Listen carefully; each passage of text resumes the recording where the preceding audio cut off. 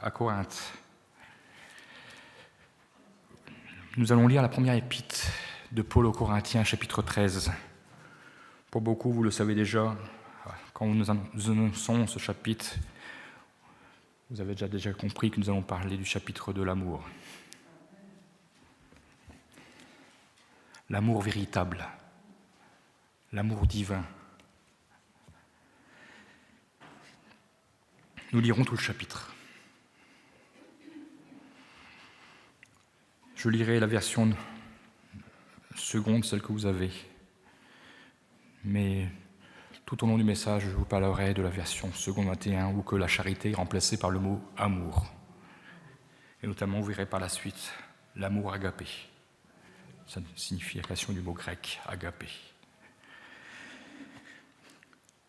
Quand je parlerai les langues des hommes et des anges, si je n'ai pas la charité, donc si je n'ai pas l'amour, je suis un airain qui résonne ou une cymbale qui retentit. Et quand j'aurai le don de prophétie, la science de tous les mystères et toute la connaissance, quand j'aurai même toute la foi jusqu'à transporter des montagnes, si je n'ai pas la charité, si je n'ai pas l'amour, je ne suis rien. Et quand je distribuerai tous mes biens pour la nourriture des pauvres, quand je livrerai même mon corps pour être brûlé, si je n'ai pas la charité, si je n'ai pas l'amour, cela ne me sert de rien. La charité est patiente, elle est pleine de bonté. La charité n'est point envieuse, la charité ne se vante point, elle ne s'offre point d'orgueil, elle ne fait rien de malhonnête, elle ne cherche point son intérêt. Elle ne s'irrite point, elle ne soupçonne point le mal, elle ne se réjouit point de la justice, mais elle se réjouit de la vérité. Elle excuse tout, elle croit tout, elle espère tout, elle supporte tout. La charité ne périt jamais, l'amour ne périt jamais. Bien sûr, la charité, vous l'avez déjà remplacée dans le paragraphe précédent par l'amour, je n'ai pas répété à chaque fois. Les prophéties prendront fin, les langues cesseront, la connaissance disparaîtra. Car nous connaissons en partie, nous prophétisons en partie, mais quand ce qui est parfait sera venu, donc dans le ciel, ce qui est partiel disparaîtra. Lorsque j'étais enfant, je parlais comme un enfant, je pensais comme un enfant, je raisonnais comme un enfant. Lorsque je suis devenu homme, j'ai fait disparaître ce qui était de l'enfant. Aujourd'hui, nous voyons au moyen d'un miroir, d'une manière obscure, mais alors un jour, nous verrons face à face. Aujourd'hui, je connais en partie, mais alors je connaîtrai comme j'ai été connu. Maintenant donc, ces trois choses demeurent, la foi, l'espérance, la charité. Donc, la foi, l'espérance et l'amour. Mais la plus grande de ces choses, c'est l'amour. Paul, dans ce chapitre, s'adresse à l'église de Corinthe, et notamment aux Corinthiens, que cette église devait, avant toute chose, chercher à faire toute chose par amour. Et dans cette traduction, donc par amour, seconde 21, c'est cette traduction de retenir ce matin, et je voudrais retenir juste ces mots. Si je n'ai pas l'amour, je ne suis rien. Si je n'ai pas l'amour, cela ne me sert de rien. Quand nous entendons dans la bouche de l'apôtre Paul s'exprimer à cette église, de la façon qu'il s'exprime, nous pourrions dire que dans cette église, il y avait quand même de véritables dons, des intellectuels, des hommes spirituels, des hommes de foi. Parce qu'il parle, il dit « Quand je parlerai les langues des hommes et des anges », merveilleux. Quand j'aurai le don de prophétie, que j'aurai toute la science de tous les mystères et toute la connaissance, déjà, avoir tout cela, il n'y a que l'homme. Il va plus loin, jusqu'à avoir une foi pour transporter les montagnes. Quand même, bien même il aurait cela, il nous est dit, s'il n'a pas l'amour, il n'est rien. Ça peut nous surprendre. Mais il n'y a rien qui nous surprend de la part du Seigneur. Il veut nous apprendre simplement, l'apôtre Paul, que tout doit se faire par amour. C'est l'amour qui est le fil conducteur de toute chose, de tout ce qui est fait, toute manifestation spirituelle. C'est le fil conducteur doit être fait par amour.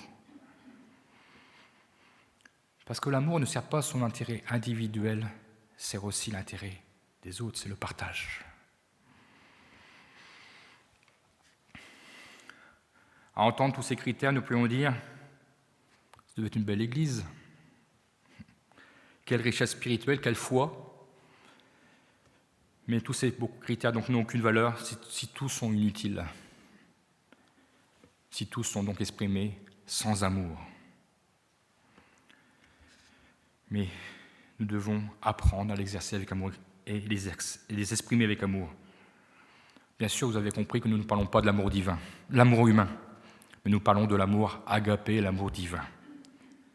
L'agapé, c'est le mot qui désigne dans ce paragraphe, tout le chapitre 13, la racine grecque du mot amour.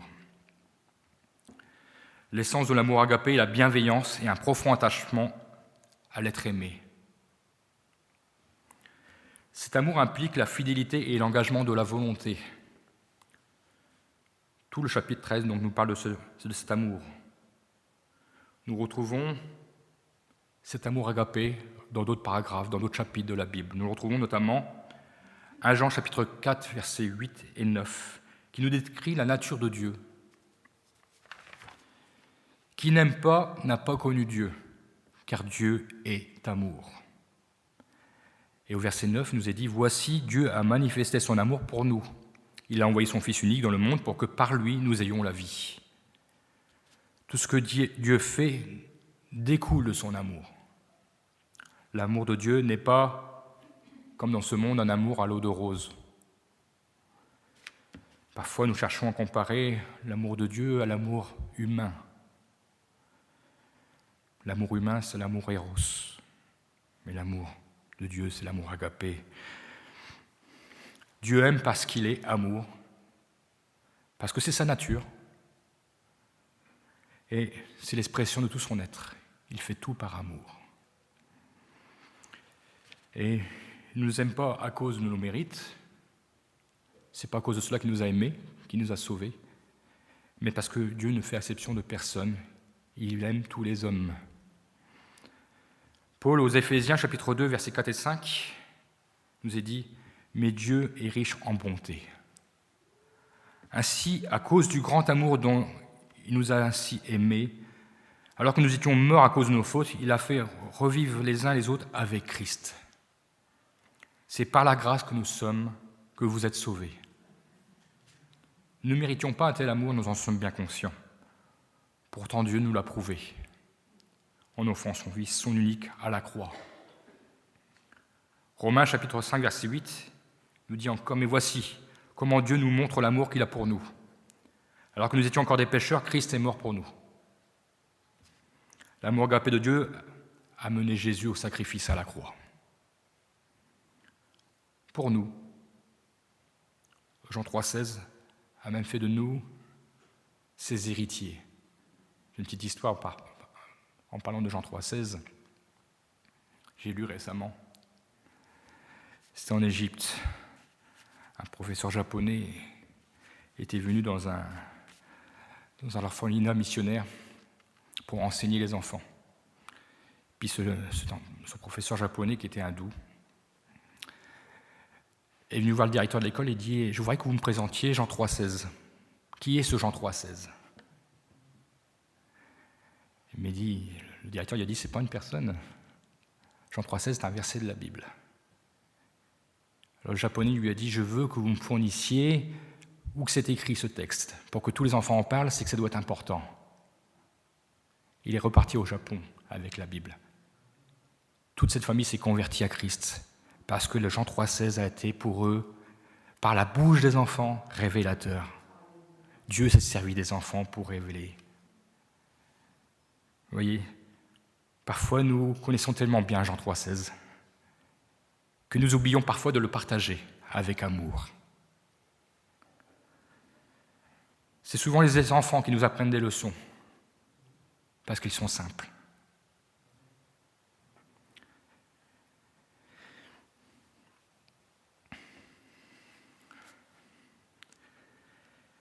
Non seulement il a fait de nous ses héritiers, mais il a fait de nous ses enfants. 1 Jean, chapitre 3, verset 1, il nous a même dit que vous voyez combien le Père nous aimait pour que nous puissions être appelés enfants de Dieu. Et nous le sommes. Gloire à Dieu. Quelle merveilleuse preuve de son amour. Dieu nous a montré son amour, agapé, en acte, et il nous le montre chaque jour par sa présence, nos vies. Mais il ne veut pas que nous gardions cet amour en nous, il veut que nous le partagions. Il nous invite aussi à le manifester de cette manière, à le partager aux autres. C'est pour ça que l'amour est important, parce qu'il ne réside pas dans un cœur, il se partage. D'ailleurs, agapé, les premiers chrétiens qui se réunissaient autour d'une table, on disait qu'ils faisaient des agapes, parce qu'ils partageaient ensemble. Mais nous aussi, nous devons partager ensemble l'amour de Dieu. Nous devons partager aussi à tous ceux qui ne connaissent pas l'amour de Dieu. Bien sûr, cet amour qui vient du ciel, cet amour divin, nous ne pouvons pas l'exprimer par nos propres sentiments, le comparer à l'amour humain, ni par nos propres forces. Mais Dieu encore ici est venu à notre aide, afin de pouvoir nous aider à communiquer son amour. Romains 5, chapitre 5, verset 5 nous dit « L'amour de Dieu est répandu dans nos cœurs par le Saint-Esprit qui nous a été donné. » Lorsque nous recevons Dieu, lorsque nous acceptons de passer par les eaux du baptême, nous décidons de nous engager avec lui, concrètement. Alors le Saint-Esprit vient habiter en nous. Et Dieu voit notre amour en retour, et il nous déverse son amour. Le jour que nous sommes donnés à lui, nous nous sommes engagés à lui obéir, à le suivre jusqu'au bout. Et nous lui avons déclaré que nous l'aimions. Ainsi Dieu a déversé son amour en nous, par son Saint-Esprit. Dieu sait et connaît nos propres forces, sait nos limitations, et c'est pour ça qu'il nous assiste de son Saint-Esprit. Il nous est impossible d'aimer comme Dieu aime par nos propres sentiments. Et je dirais que c'est le plus grand défi que Dieu n'ait jamais lancé à l'homme. Dieu nous a montré que nous pouvons bien aimer nos ennemis. Il nous demande à notre tour d'aimer nos ennemis. Dieu aime sans avoir de préférence. Et à nous non plus. Il ne nous appartient pas de choisir qui nous allons aimer et qui nous allons haïr. Il nous demande d'aimer tous sans condition. Dieu nous a aimés le premier. Il faut que nous l'aimions en retour. Parce que Dieu veut nous faire grandir dans son amour. Par Éphésiens, chapitre 3, versets 17 à 19, Paul désirait que l'Église d'Éphèse, pour connaître toute l'amplitude de l'amour de Dieu, dira « Je demande que vous soyez enracinés et solidement établis dans l'amour, et que, avec tous les membres du peuple de Dieu, vous soyez capables de comprendre combien l'amour de Christ est large et long, haut et profond. Oui, puissiez-vous connaître son amour, bien que personne ne parvienne jamais à le connaître parfaitement, être aussi rempli de toute la plénitude de Dieu.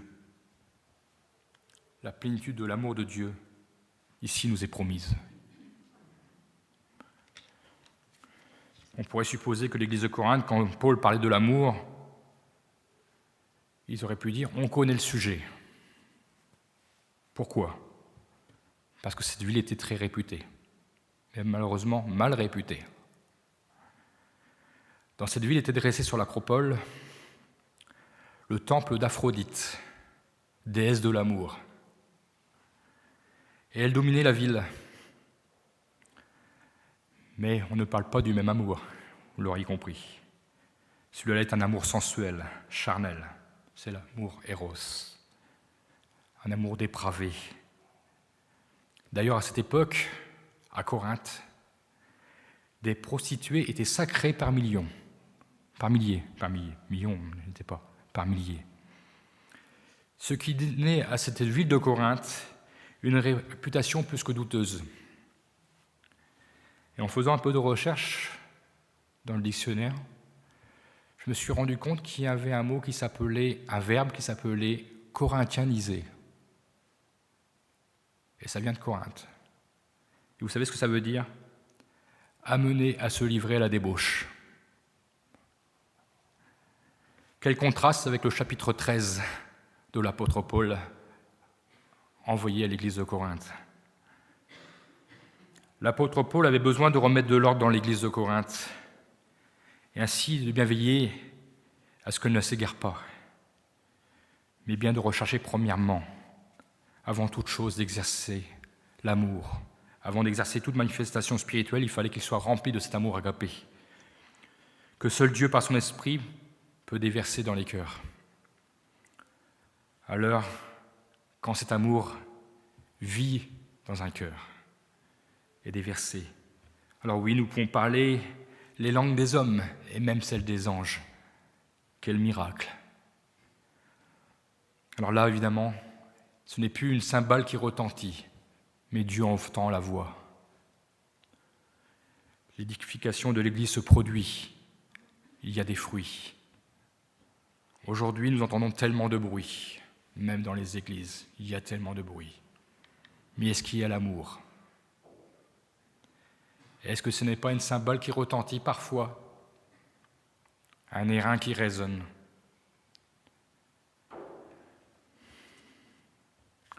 Je me dis souvent, quand il y a beaucoup de bruit, au milieu quelqu'un qui souffre, est-ce qu'on peut s'en apercevoir? Parfois, il est bon aussi d'avoir du calme pour pouvoir discerner pleinement ceux et celles qui ont vraiment besoin de la grâce de Dieu.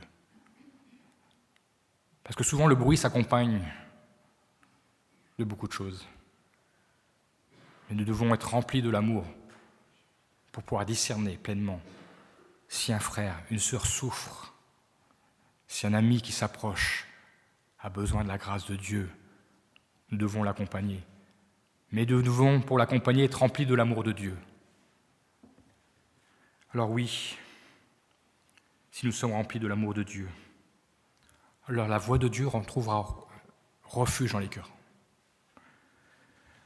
La manifestation de l'amour que nous avons pour les âmes se traduira. Dieu viendra habiter dans les cœurs. Jésus sera leur sauveur. Il y aura des dons de prophétie qui répondront à l'attente des cœurs, parce que c'est par amour déversé dans les cœurs qu'ils seront exercés. Dieu pourra pleinement manifester sa grâce et sa révélation. L'amour accompagnera les actes de foi qui pourront bien sûr transporter les montagnes, mais cela ne sera plus inutile, s'accompagnera par les miracles, les guérisons, parce que cela aura été exprimé par l'amour de Dieu, dans l'amour de Dieu. Les actes de charité, de bienveillance envers les plus pauvres seront agréés de Dieu, parce qu'ils auront été faits dans l'amour. Nous voyons que cet amour agapé a des critères bien précis. Il manifeste certains fruits. Et on le reconnaît à ses qualités de partage, sans condition. L'apôtre Paul nous rappelle au verset 4, « L'amour est patient, l'amour est plein de bonté, l'amour n'est point envieux, l'amour ne s'en vante point, l'amour ne s'enfle pas d'orgueil, il ne fait rien de malhonnête, il ne cherche point son propre intérêt. Il ne s'irrite point, il ne soupçonne point le mal. Il ne se réjouit pas de l'injustice, mais il se réjouit de la vérité. »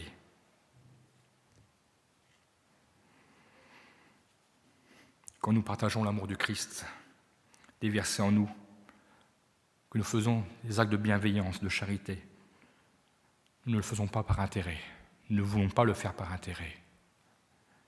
C'est Jésus qui a tout accompli. Nous ne voulons pas le faire par orgueil, mais nous voulons être humbles. Parce que nous savons bien que sans l'assistance du Seigneur et de son Saint-Esprit, nous ne pouvons rien faire. Nous ne faisons rien pour nous faire voir des hommes. La parole de Dieu nous dit que ta main droite ne sache pas ce que fait ta main gauche. Il faut toujours ne jamais oublier que Dieu, quand il nous remplit de son amour, c'est toujours Dieu, par son amour, qui nous donnera les moyens de faire ce qu'il nous a demandé de faire. Ce n'est pas de notre propre force. Jésus nous a montré un exemple tout au long de sa vie. il n'a pas servi son propre intérêt. Parce que sinon, il serait resté au ciel. Il est un exemple d'humilité. Lui, le roi descendu sur la terre, en âme serviteur. Jésus n'a rien fait de malhonnête. Il a toujours démontré un amour parfait, sans tache, irréprochable, toujours plein de bonté et d'empathie envers les perdus, envers les pécheurs. Jésus a toujours proclamé toute la vérité. Il a même dévoilé l'injustice. Tous ces critères, nous les retrouvons donc dans la personnalité de Jésus. Dieu ainsi, non seulement nous a donné Jésus à la croix pour que nous soyons sauvés, mais en plus, il nous a montré comment nous devons vivre en cherchant à ressembler à notre Seigneur. Lui qui, sur la croix, ira jusqu'à dire à ses bourreaux, à ceux qui le maltraitent, à ceux qui l'injurient, « Père, pardonne-leur, car ils ne savent ce qu'ils font. » Jusqu'au bout, l'amour du Père l'habitait. Quel exemple et combien nous avons besoin du Saint-Esprit. Afin qu'il nous travaille en profondeur, afin que cet amour si précieux puisse pleinement faire son œuvre, pas seulement en nous, mais autour de nous. Sur cette croix, le Seigneur rempli de cet amour nous démontre ainsi que nous sommes capables d'accomplir ce que nous sommes capables d'accomplir par amour. Et bien sûr, cela est très éloigné de la nature humaine. Nous voyons, il nous est dit, l'amour excuse tout. Jésus a excusé ses bourreaux sur la croix. L'amour croit tout. Le Seigneur croit que tous les hommes peuvent venir à la vérité et être sauvés. L'amour espère tout. Que le plus grand nombre soit sauvé. L'amour supporte tout, toutes les souffrances. Il les a endurées à notre place.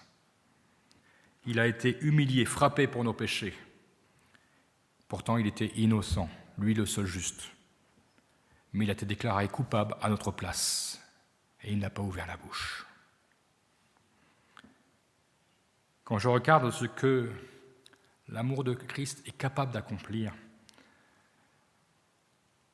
je pense à ce que nous avons vu la semaine dernière, à nos frères et sœurs persécutés. Je crois qu'ils ont compris, nos frères et sœurs persécutés. Ils ont cette richesse. Ils ont compris la largeur, la longueur, la profondeur, la hauteur de l'amour de Dieu. Pourquoi je dis cela? Quand je les entends prier pour leurs bourreaux, leurs agresseurs, qu'ils restent dans leur village, afin qu'ils soient une occasion de salut pour eux, eux qui les maltraitent. Et quand je les entends prier pour qu'ils viennent à la vérité, et d'entendre le dire que la vie pour eux ne leur appartient pas, elle est à Jésus, ils ont tout compris de l'amour de Dieu.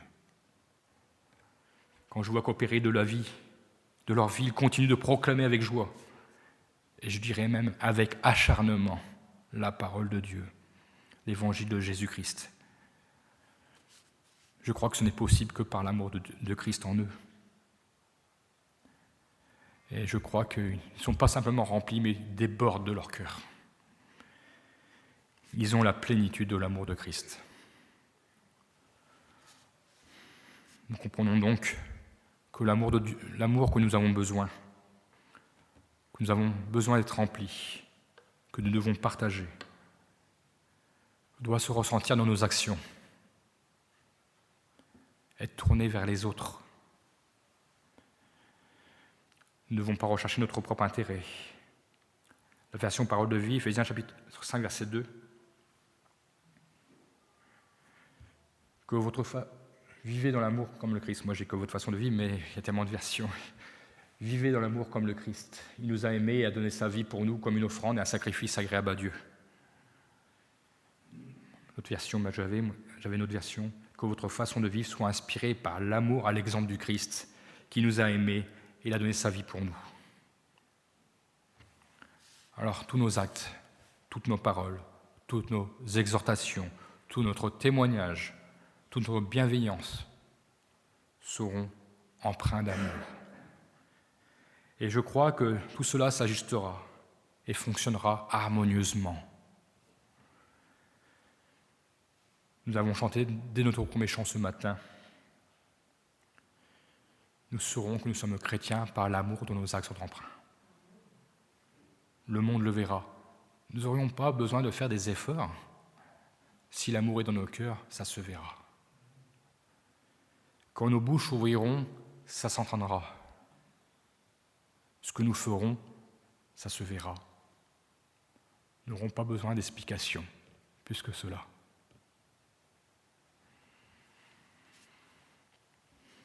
Et c'est par cet amour que le monde verra que nous sommes enfants de Dieu.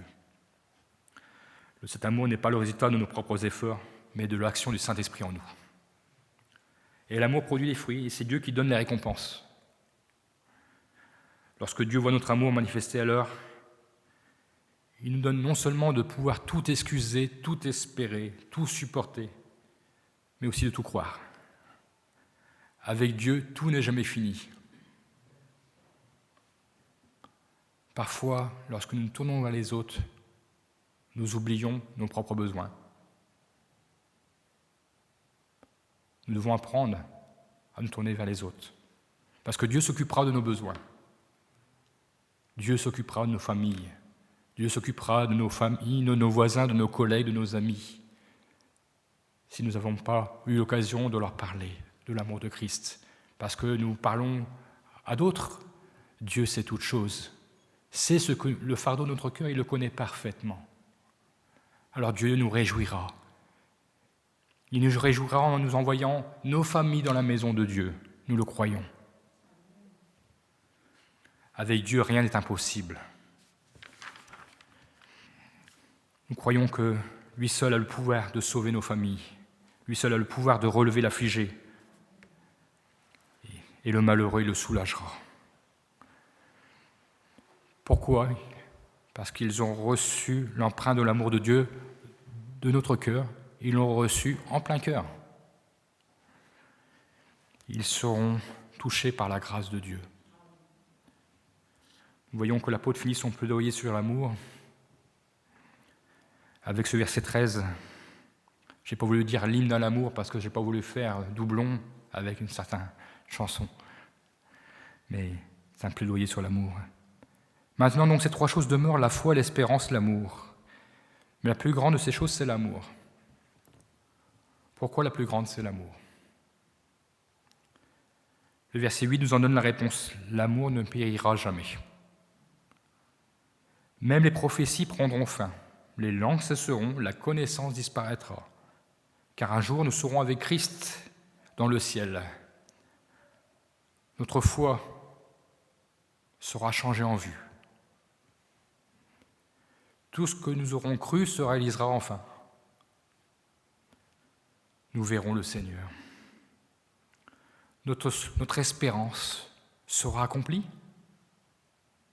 Comme dit Paul dans Romains chapitre 8, verset 24, « Car c'est en espérance que nous avons été sauvés, car quand on voit ce qu'on espère, donc ce qui arrivera dans le ciel, ce n'est pas de l'espérance, car ce que l'on voit, pourquoi l'espérerons encore ? Ou l'espéreront-on ? Quand nous serons dans le ciel, l'espérance et la foi prendront fin, mais l'amour de Dieu durera toute l'éternité. L'amour que nous aurons pour notre Dieu, l'amour que Dieu a déversé dans nos cœurs, sera éternel. C'est Dieu lui-même en nous. Tous les autres dons que nous aurons reçus deviendront inutiles sur terre. Nous aurons reçus sur terre, deviendront inutiles dans le ciel. Nous serons dans l'amour de Dieu. L'amour de Dieu sera plus qu'à son apogée, à sa perfection. Car un jour, dans le royaume de Dieu, nous aimerons parfaitement. L'amour sera sublime, nous l'avons chanté tout à l'heure, amour sublime de notre Dieu. Nous aurons dans le ciel un amour parfait envers Dieu. En ce matin, je veux m'examiner. Suis-je véritablement rempli de l'amour de Dieu ? Suis-je rempli de cet amour pour le servir? Suis-je rempli de cet amour pour le louer, pour témoigner? Pas seulement le dimanche, dans ma vie de tous les jours. Suis-je totalement désintéressé? Ou est-ce que je fais valoir ce que je fais pour le Seigneur? Est-ce qu'il y a assez d'amour déversé dans mon cœur pour que je puisse être utile, pour que je puisse servir quelque chose? Est-ce que mon amour est patient, plein de bonté? Est-ce que mon amour n'est point envieux? Est-ce qu'il ne s'enfle point d'orgueil? Est-ce que mon amour pour Dieu se réjouit toujours de la vérité, au point de tout excuser, de tout supporter, de tout espérer, ou encore de tout croire? Alors ce matin, ma prière, c'est que je veux être renouvelé dans son amour. Et je vous invite aussi, chacun, à vous examiner.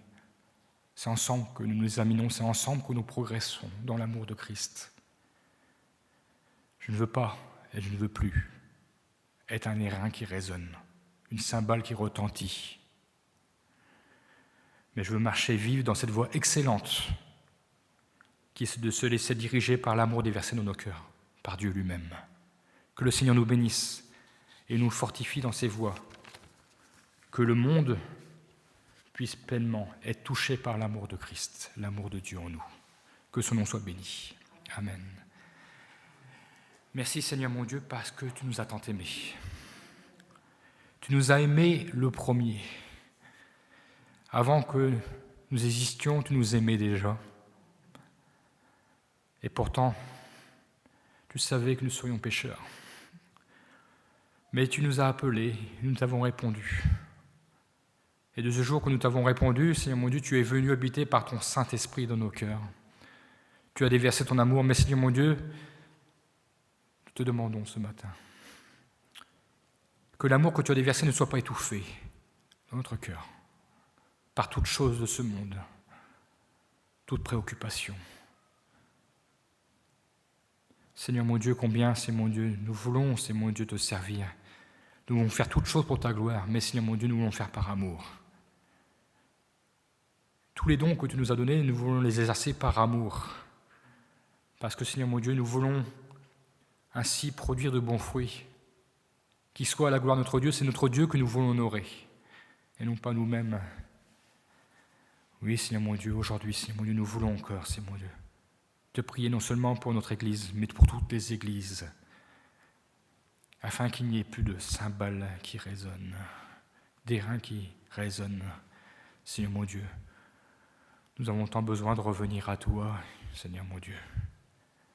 Tu nous as laissé l'enseignement. L'Église de Corinthe avait ses défauts, mais Seigneur mon Dieu, elle a écouté la voix de Paul, de l'apôtre Paul.